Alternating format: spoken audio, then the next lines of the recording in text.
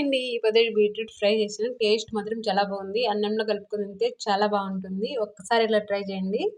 First gas వెలిగించేసి పెనం పెట్టేసుకొని కొద్దిగా నూనె వేసి పోపు దినుసులు వేసుకోవాలి. పోపు దినుసులు వేగుతూనే 2 ఎర్రగడ్డలు సన్నగా కట్ చేసేసినట్టు వేసేసుకోవాలి. అవి కాస్త వేగుతూనే 2 పచ్చిమిరపకాయలు వేసుకొని సన్నగా కట్ చేసి ఇప్పుడు 10 వెల్లుల్లి రెబ్బలు దంచే వేసుకోవాలి. ఇప్పుడు అవి వేగితేనే ఒక రెమ్మ కరివేపాకు వేసుకొని బాగా వేపుకోవాలి. అది కాస్త వేగినాక బీట్రూట్ ముక్కలు సన్నగా కట్ చేసిన బీట్రూట్ ముక్కలు వేసుకొని బాగా కలుపుకొని మూత పెట్టేసి ఒక 15 నిమిషాలు సన్న మంట పైన మగ్గనివ్వాలి.